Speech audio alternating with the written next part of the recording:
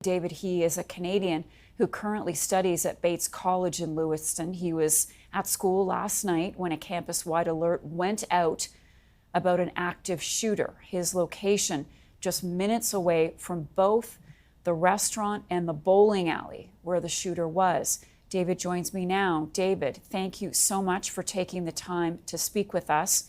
Correct me if I'm wrong, but you are now sheltering in place. You're listening to what authorities are recommending. How are you feeling? How are you doing? Right, so I just got off a call with my parents back in Canada, and they're really concerned about everything that's going on. And, we're a really small community, so I'm doing pretty well right now, but we're still under lockdown. The cafeteria is still closed. And for your viewers, this isn't like Vancouver or UBC. This is a town of 30,000 people. Our school is only 2,000 people, so the impact is unfortunately really large here. Can you tell us where you were last night when you first heard that there was an active shooter, how you responded, what happened? Right. So yesterday I was actually in the classroom. There was a club meeting there that was happening, and a friend had mentioned there's an active shooter close to us. And as a Canadian, we often hear, news south of the border that there's mass shootings. But when I went to school here in Maine, I never thought it could happen to our community. And it became super real when I got a text from the college emergency system that told us all that we need to shelter in place. And that classroom was at the ground floor. I knew that, it was not the safest place to be because there's windows there, people could see right in. And so I decided to just, go up to the highest floor possible in the building. So I took an elevator up.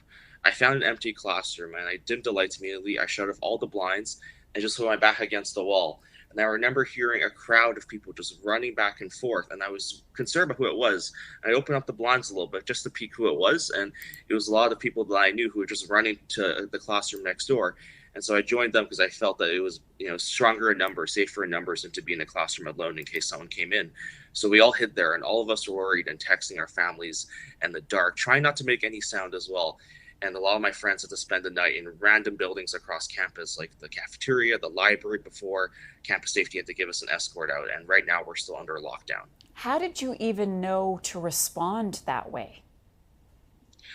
Before we get onto Bates, there's a training. I believe for a lot of schools in the U.S., there's a emergency crisis shooting, and the first step there is pretty much just to hide if you can.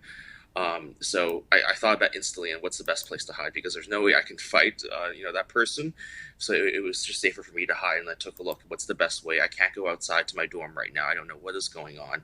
And so I just thought, elevation is good, away from windows, etc., away from, doors or things that could be easily opened.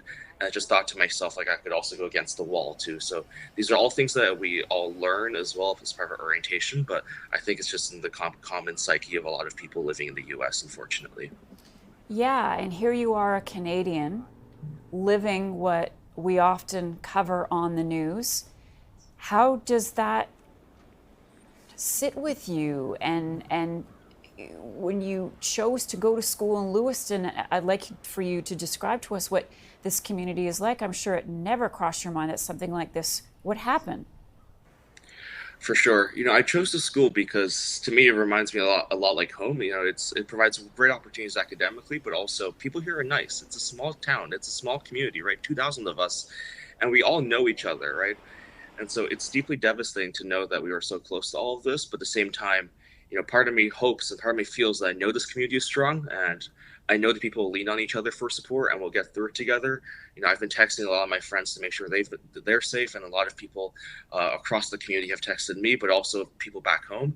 I know that because we're a tiny community, yes, the impact is larger, but also I think the support for each other is larger too, and I know that we can get through it together. I've heard it described as a town of 6 degrees of separation. Do you know anyone who knows the person of interest? Not this moment, no. But I think our president released a statement that there's a college employee that was affected by it, but they're in stable condition. And to my knowledge as well, I think there are a few students near their crime scene, but they're unharmed, thankfully, as well. Okay, well, you be safe. Thank you so much for taking the time to speak with us. I'm sure your mom and dad are watching and happy to see you doing okay.